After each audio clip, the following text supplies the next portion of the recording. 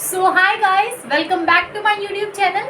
आई am Deepali Bisht और आज हम पढ़ने वाले हैं क्लास 11th की हिस्ट्री का chapter number first from the beginning of the time. ये हमारा इस चैप्टर का पार्ट 4 है। इससे पहले की 3 वीडियो ऑलरेडी अपलोड हो चुकी है, तो आप उन्हें जाके भी देख सकते हैं। और अगर आपने अभी तक चैनल को सब्सक्राइब नहीं किया है तो प्लीज़ जाके फटाफट से सब्सक्राइब कर लीजिए और सारे ही नोटिफिकेशंस के लिए बेल आइकन को प्रेस करना मत भूलिएगा। मैंने अपने चैनल पे हिस्ट्री, पॉलिटिकल 11th और 12th दोनों की ही पढ़ाई हुई है, क्लास 10th की साइंस भी पढ़ाई हुई है, तो आप प्लेलिस्ट में जाके उन सारी वीडियोस को देख सकते हैं। और अगर हाँ आपको नोट्स चाहिए तो आपको नोट्स मेरी इंस्टाग्राम आईडी WeTogether26 पे मिल जाएंगे। इंस्टाग्राम आईडी का लिंक मैंने डिस्क्रिप्शन में दे रखा है। आज हम जो वीडियो करने जा रहे हैं, आज हम जो चैप्टर करने जा रहे हैं वो है हमारा चैप्टर नंबर फर्स्ट। ये जो हमारा पार्ट 4 है बहुत लेट आ रहा है। आई नो कि वो बहुत लेट आ रहा है, काफ़ी टाइम हो गया है, बट अब से आपको रेगुलर वीडियोस मिलती रहेंगी। तो चैप्टर को स्टार्ट करते हैं। Let's start the chapter. So हमारा नेक्स्ट टॉपिक है मेकिंग टूल्स। अब हम देखने वाले हैं कि किस तरह से जो हमारे अर्ली ह्यूमंस थे वो टूल्स को कैसे बनाया करते थे। अगर हम देखें तो हमने फीडबैक मैकेनिज्म पढ़ा था, उसमें हमने देखा था जिस तरह से हमारे हैंड फ्री हुए, टाइम के साथ जब हम इवॉल्व हुए, हमारे हैंड्स जो थे वो फ्री हुए, तो हमने कई सारी न्यू स्किल्स सीखी। तो उन स्किल में एक स्किल थी हमारी टूल मेकिंग की स्किल। क्यों? क्योंकि हैंड्स फ्री हो गए, तो हम क्या करेंगे, उनका यूज़ करेंगे टूल मेकिंग के अंदर। ठीक है, तो उसको देखते हैं। Earliest evidence of making and using stone tools, Ethiopia and Australopithecus users. जो हमें फर्स्ट एविडेंस मिले हैं, मतलब कि जो सबसे पहले एविडेंस मिले हैं कि जो हमारे टूल्स बनाए गए होंगे स्टोन्स के, क्योंकि देखो अब स्टार्टिंग से ही तो मेटल के हम बर्तन बनाने नहीं लगे होंगे ना, कि बस स्टार्टिंग करी, हमने फर्स्ट टाइम बनाया और बिल्कुल हमने एकदम स्टेनलेस स्टील का बर्तन बना के तैयार कर दिया। नहीं, हर चीज़ धीरे धीरे होती आ गई। उसी तरह से हमने सबसे पहले क्या किया था, अर्ली ह्यूमंस ने अर्लीस्ट जो उन्होंने टूल्स बनाए थे वो किसके बनाए थे? स्टोन्स के बनाए थे, पत्थरों के बनाए थे। ठीक है, और कहाँ मिला उनका एविडेंस? इथोपिया में मिला है। कहाँ मिला है? इथियोपिया में मिला है। ठीक है, और उनके यूजर कौन रहे होंगे? ऑस्ट्रेलोपिथेकस। तो ऑस्ट्रेलोपिथेकस ने उन्हें यूज किया होगा। नेक्स्ट वन इज, और हम एविडेंसेस मिले women food plus sustain their children. अब जो वुमेन है वो बहुत ज्यादा यूज करती होंगी इन टूल्स का। क्यों? देखो, खाना बनाने का मोस्टली काम किसका होता है? माना जाता है कि ये वुमेन से रिलेटेड होता है। ठीक है, तो टूल्स का यूज भी कौन करेंगी? वुमेन करेंगी। अब आई बात समझ में? तो टूल्स का यूज कौन करेंगी? वुमेन ने किया होगा मोस्टली खाना बनाने के लिए, और सस्टेन देयर चिल्ड्रन, और भी कई चीजों के लिए वो यूज करती होंगी उनका। ठीक है, anatomical and neurological adaptations help in the development of the skills. अब क्या हुआ, कई सारे बदलाव हुए हमारी बॉडी के अंदर। फॉर एग्जाम्पल, हमारे जो हैंड्स थे वो फ्री हो गए। ठीक है, और जो हमारे हैंड्स थे जिस तरह से वो फ्री हुए तो उनके काम भी बदल गए और उनका स्ट्रक्चर भी बदला। तो इन बदलावों की वजह से हमारे पास क्या हुआ, नई नई स्किल्स डेवलप हुई। जैसे हैंड की मूवमेंट करने के लिए, तो हैंड को मूव करोगे आप तो कुछ नया ऑब्जेक्ट बनाओगे, तो आपके हैंड फ्री हो गए। फ्री हो गए तो आपने एक नई स्किल सीखी, किस चीज़ की? टूल मेकिंग की। ठीक है, तो हमारे हैंड्स के स्ट्रक्चर में भी चेंज आया, बॉडी के स्ट्रक्चर में भी चेंज आया, जिस वजह से हमारे हैंड्स फ्री हुए, और हैंड्स फ्री होने की वजह से हमने एक नई स्किल सीख ली। Next one, 35,000 years ago important in animal killing. अब 35,000 ईयर्स एगो पहले क्या आया? एनिमल किलिंग में कुछ ज़्यादा हम कह सकते हैं कि चेंजेस देखने को मिले हमें। ठीक है, पहले हम किसी और चीज़ों का यूज़ करते थे, अब उनकी प्लानिंग, प्लॉटिंग सब कुछ चेंज हो गई थी हंटिंग के लिए। ठीक है, न्यू टूल्स आ गए थे, जैसे कि एरो बनाने लग गए थे हम लोग, बो बनाने लगे थे, तीर कमान का यूज़ करने लग गए थे। पहले जैसे कि भाला फेंका करते थे, बट अब क्या था, एरो बो का यूज़ करने लग गए थे हम। Food store for later consumption. पहले क्या होता था, पहले के टाइम पे हम ज़्यादा टाइम के लिए फूड को स्टोर नहीं कर सकते थे, बट अब क्या हो रहा था, हम लेटर कंजप्शन के लिए फूड को स्टोर कर रहे थे। Next one, 21,000 years ago earliest evidence of the sewing cloth. अब 21,000 साल पहले क्या मिला है? सबसे पहले एविडेंस मिले हैं सिले गए कपड़ों का। स्यूइन मतलब कि सिले गए, जो सिले थे निडल से। ठीक है, तो हम ये भी कह सकते हैं कि जो निडल के एविडेंसेस मिले वो हमें 21,000 ईयर्स एगो पुराने मिले हैं। ठीक है, तो इसी के साथ हमारा टूल मेकिंग का कंप्लीट होता है। इसी टॉपिक के अंदर एक हमारी चीज़ आती है बहुत ही इंपॉर्टेंट, पंच ब्लेड टेक्निक। कि जो पंच ब्लेड टेक्निक थी, जो टूल था, उसका किस तरह से यूज़ किया जाता था और क्या इसका मेन इंपॉर्टेंस था। तो देखो, make small chisel like tools, इससे ना कैसे टूल्स बनाने के लिए मदद की जाती थी। मोस्टली क्या काम आता था, small tools, chisel like tools बनाने के सबसे ज़्यादा काम आता था। मतलब कि जो छोटे हथियार होते थे उसको बनाने के लिए पंच ब्लेड टेक्निक यूज की जाती थी। ठीक है। Not possible engraving on bones, antler, Ivory और वुड, इससे ये पॉसिबल नहीं था कि जो टूल्स बनते हैं ना इससे, तो इस चीज से हम क्या करें, किसी भी बोन पे, किसी भी हड्डी पे कोई चीज खरोद के लिख सके या फिर खोद के लिख सके, ये पॉसिबल नहीं था पंच प्लेट टेक्निक से। ठीक है। तो आपको समझना है कि जो पंच प्लेट टेक्निक है उससे आप किसी भी चीज पे गुड़ाई करके कोई चीज नहीं लिख सकते थे। मतलब कि बोन्स वगैरह पे आप कुछ भी नहीं लिख सकते थे एनग्रेव करके, खोद के। ठीक है। या फिर आप आइवरी के हाथी दांत वाले ऑब्जेक्ट्स पे, वुड पे, इन चीजों पे इतने शार्प नहीं हुआ करते थे कि आप क्या कर सको, उनसे कुछ चीज लिख सको।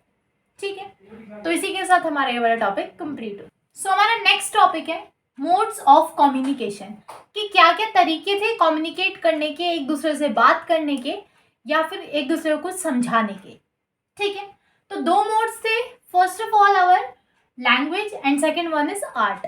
पहला तो तरीका था कि लैंग्वेज का यूज करके, भाषा का यूज करके आप बात कर लो। दूसरा था आर्ट, ड्राइंग्स बना के, पेंटिंग्स बना के आप क्या करो, अपनी बात को कन्वे करो, अपने मैसेज को कन्वे कर दो। ठीक है। तो व्यूज ऑन लैंग्वेज, अब कई सारे, सॉरी यार लैंग्वेज की स्पेलिंग मिस्टेक है।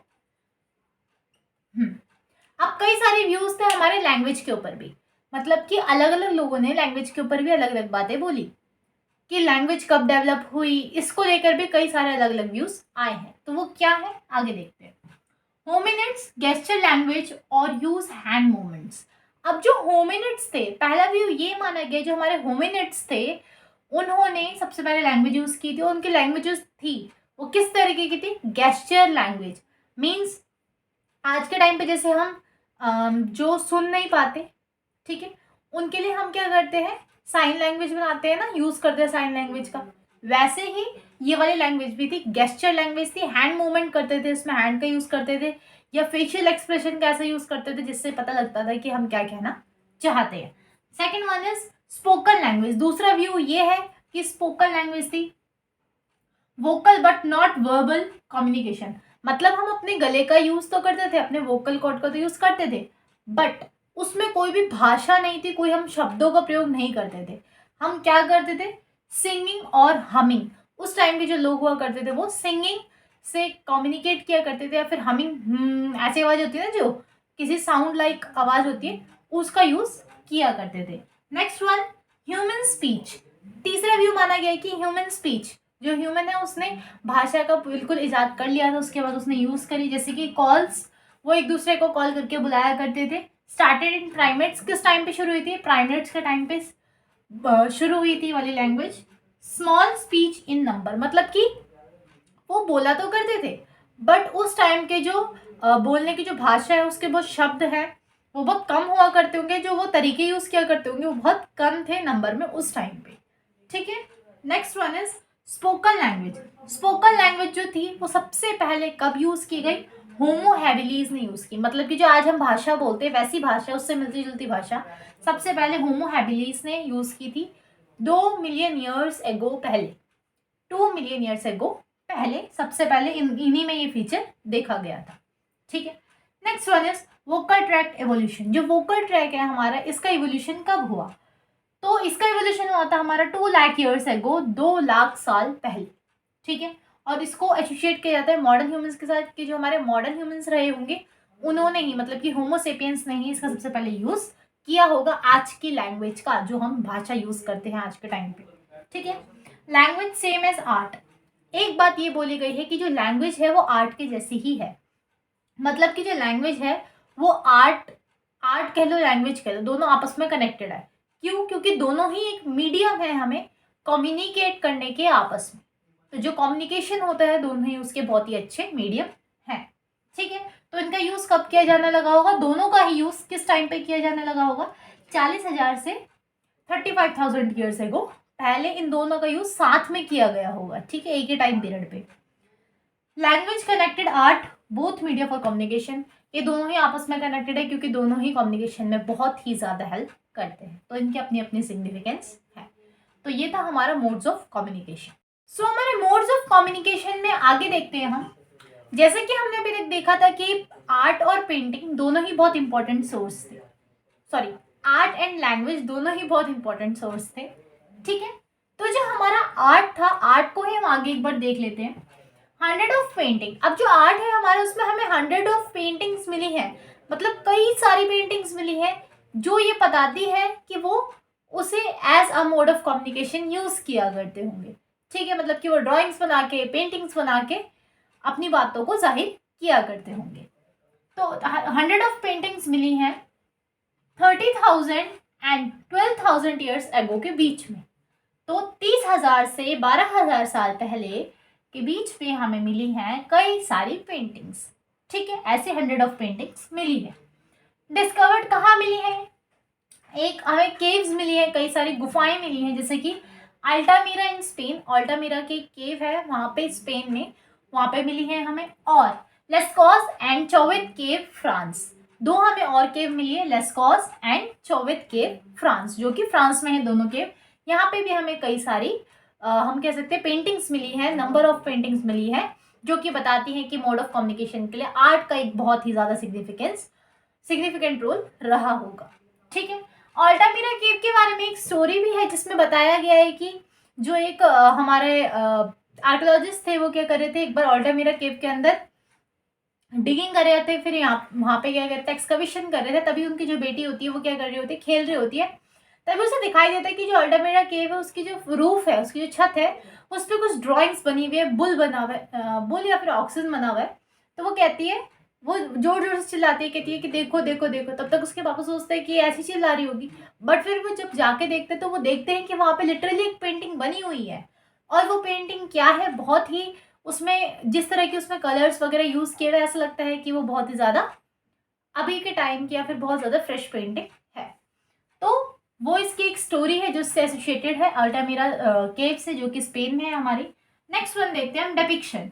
अब ये जितनी भी हमें पेंटिंग्स मिली है इनमें किस चीज़ का डिपिक्शन है, क्या दिखाया गया है, कौन सा एनिमल्स को है, किस क्रिएचर को दिखाया गया है, बाइसन को, लायंस को, बियर्स को, आउल्स को एटसेट्रा। तो ये सारे जो एनिमल्स और बर्ड्स हैं इनका यूज़ काफ़ी सारा किया गया है। और भी कई सारे एनिमल्स हैं, सब के हम लिख नहीं सकते बट कुछ के लिख सकते हैं, तो बताया गया है bison, lions, bears, owls et cetera, ठीक है। तो कहीं ना कहीं मोस्टली एनिमल्स वगैरह का डिपिक्शन इसमें ज़्यादा किया जाता था, ठीक है। Hunting, painting of successful Hunt. अब हंटिंग को एसोसिएट किया गया है पेंटिंग से, क्यों? क्योंकि जो मोस्टली पेंटिंग होती थी ना वो हंटिंग पे ही बनाई जाती थी। अब हम ये कह सकते हैं उस टाइम पर हंटिंग बहुत ज़्यादा प्रचलित थी, ठीक है, बहुत ज़्यादा उस टाइम पे चल रही थी। क्यों? क्योंकि उनका मेन सोर्स था ना फूड गैदर करने का। तो ये जो हंटिंग है, हंटिंग किस तरह से होगी, कब होगी, किस वे में होगी, क्या यूज़ किया जाएगा, इन सब चीज़ों को बताने के लिए उस टाइम पे उनके पास लैंग्वेज नहीं थी, हमने ये बात बोली। तो उन सबको दिखाने के लिए वो क्या करते होंगे, ड्रॉ कर दिया करते होंगे कि हम ये यूज़ करेंगे। पूरा प्लान, कितना वेल स्ट्रक्चर प्लान ड्रॉ कर दिया करते होंगे और बताते होंगे कि इस तरह से हमारा एक सक्सेसफुल हंट होगा, हम हंटिंग इस तरह से करेंगे, ठीक है। केव्स, मीटिंग प्लेस और लोकेशन। अब जो केव्स वगैरह रहा करती होंगी वहीं क्यों मिली हमें मोस्टली पेंटिंग्स, उसका ये रीज़न हो सकता है क्योंकि वो एक ऐसी जगह होगी जो सेफ रहती है ना, बिल्कुल बारिश वगैरह आई तो उससे भी एकदम बचा के रखती है आपको। तो वहाँ पे मीटिंग वगैरह ज़्यादा होती होंगी, जो ग्रुप एक्टिविटीज़ हैं वो ज़्यादा होती होंगी, इसलिए वो एज अ सोर्स ऑफ वो जगह चूज़ की गई थी, वो लोकेशन चूज़ की गई थी। Painting served as a source of technique. अभी जो पेंटिंग्स मिली उनका इंपॉर्टेंस क्या है, सिग्निफिकेंस क्या है ये कि सोर्स ऑफ टेक्निक, क्या टेक्निक उस टाइम हंटिंग के लिए यूज़ की जाती होगी, कौन से टूल्स यूज़ किए जाते होंगे, उस चीज़ को बताती है। और ये दर बदर मतलब कि फर्स्ट जनरेशन से नेक्स्ट जनरेशन में पास आउट होती चली गई होगी, ठीक है। तो ये था हमारा मोड्स ऑफ कम्युनिकेशन, यहाँ पे ये टॉपिक कंप्लीट होता है।